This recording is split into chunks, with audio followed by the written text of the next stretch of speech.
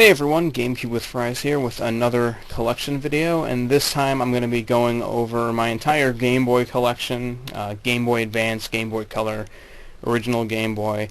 I have a decent amount of Game Boy Advance games, but I don't have very many for the original or the Color. And this might be a little bit redundant, because I did just do a Game Boy Advance collection video last year, kind of a retrospective look on it. But I figure since I'm kind of re-establishing, my entire video game collection, I might as well lump these all together into one video. So, getting started with my original Game Boy games, I have Bobble, fun port of a old arcade game by Taito. You sort of jump around these little maze-like platform levels, and you have to spit bubbles at the enemies and then pop them while they're trapped in the bubbles. And the difficulty level actually spikes up quite a bit as you get farther along. This is a lot of fun to just pick up and play every once in a while.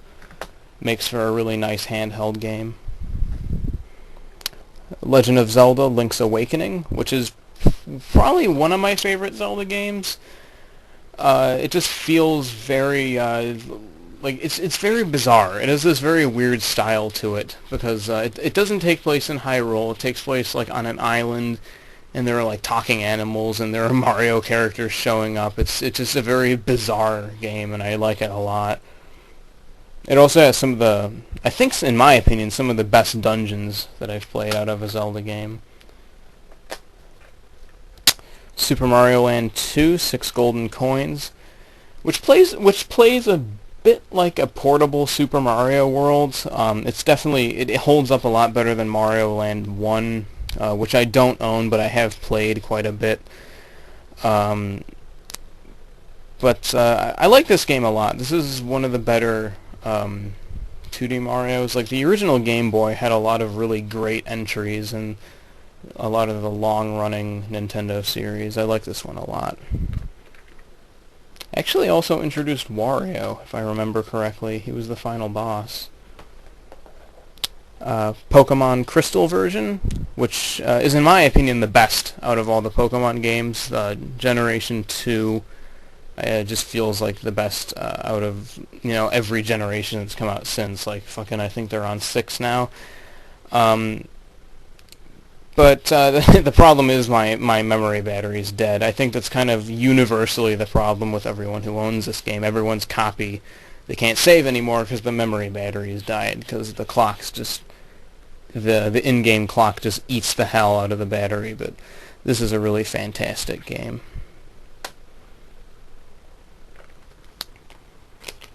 Got a couple of loose carts here, the only two loose games I own on the Game Boy Advance. Got Castlevania Circle of the Moon, which it's alright, but it's got a lot of problems. There's a lot of grinding for items just because they didn't include a shop. It's it's not exactly a good idea to try and mimic Symphony of the Night, but don't include a shop of some kind. It just feels kind of weird. The other Game Boy Advance Castlevanias are much better. And here we have Kirby and the Amazing Mirror, which is an interesting game. It's kind of like Kirby Metroid. It's very open-ended and explorable, and it's actually difficult for a Kirby game. It's easy to get lost. Some of the levels and bosses are genuinely tough. It kind of feels like what you'd get if they had taken the Great Cave Offensive from Kirby Superstar and then just made it into its own game. This is really cool.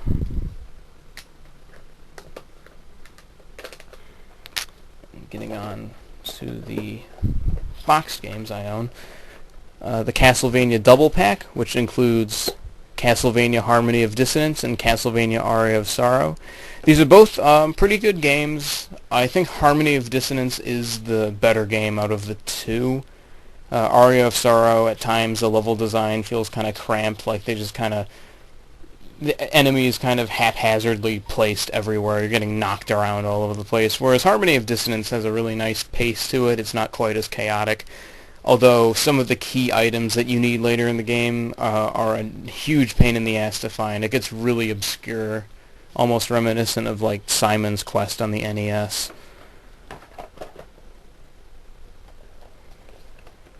Castlevania, Final Fantasy 1 and 2, Dawn of Souls, which is essentially a Game Boy Advance port of Final Fantasy Origins on the PS1. It has remastered versions of Final Fantasy 1 and 2. Although it changes the magic system and the save system in Final Fantasy 1 to make it more handheld friendly. The original save system in 1 was actually pretty unforgiving, and the magic system was a little bit different too. It used the original charge system instead of MP. I really love this version of Final Fantasy 1 a lot. I've never been quite as big on 2, although it has been a while since I played. I'll need to give that another go one of these days. I just don't have time to play JRPGs anymore, I swear. Not like I used to. Final Fantasy IV Advance, and I like this one a lot. It's really simplistic as far as Final Fantasy games go, and the story really isn't like all that great. I remember when I first got into the series, I really dug the story a lot, but over time I kind of But I really like this because every once in a while it's nice to just pop this in and play, because it's just very easy to pick up and play. There's not a bunch of different stuff you have to do. The characters just kind of naturally learn spells as they level up, and I get why some people wouldn't like that. It kind of dumbs it down a lot, but I think like if I'm in the mood to play something a little more simplistic, a little less grind happy, this is definitely one of my favorite ones. Final Fantasy VI Advance, which is a really good game. I still haven't finished it though. I don't know why. I've been really lazy with finishing this. It kind of the Esper system kind of set the groundwork for the Materia system that they went on to use in 7, and I love the Materia system. I feel like this is a really nice game. It probably has the best story out of any Final Fantasy I played. Like it has a really genuinely enjoyable story with like a genuinely good villain. Yeah, I don't know why I haven't finished this game. I just haven't found the time to. One of these days I gotta get on that. Kirby Nightmare in Dreamland, which is a remake of the NES Kirby's Adventure, with like enhanced graphics and everything. I like this game a lot. This is the first Kirby I ever played. One of the first Game Boy Advance games I ever played. This is just really, really good. A good entry-level Kirby, because it's pretty easy, but then again, you know, most Kirby games are. But there's a lot of bonus unlockable stuff you can get. Like if you get 100%, you'll get like a bonus hard mode, and then if you get 100% in that, you'll unlock like the ability to play as Meta Knight. There's just a lot of really neat stuff in here. Nice, fun little platformer. Legend of Zelda: A Link to the Past. Box is absolutely beat to hell. This is a port of the Super Nintendo game, and it also includes the 4-player Four Swords game. Link to the Past is really good. As far as Zelda games go, it's one of my favorites. It's really challenging. The dungeons are very well designed. I haven't really played much so far, but I've been meaning to get into it. Like, I have played it previously, but this is the first copy I've owned, so one of these days I'll have to get into that. I got this and Link's Awakening at the same time, so I was kind of busy with Link's Awakening. And I haven't really found time for Link to the Past yet. We have Mario and Luigi Superstar Saga. This is the only Mario and Luigi game that I feel I really like to revisit, and even then, like, I used to be huge into the Mario and Luigi series, but then, you know, I kind of fell out of it after I played Paper Mario, and you know, those games completely blow these games out of the water, almost pretty much to the point where I didn't even like the DS ones anymore. I still enjoy this one. Really, one of the earlier RPGs I got into, like, I played Pokemon, and I feel like that was a lot of people's first RPG, at least within my age range, and this was another one I got into, and I thought it was really cool how, you know, there's actually some input during the battles. You're not just going through menus and hoping that you make the hit or you get a critical. Like you can actually have some control over those elements in this game, which is really cool. I just don't.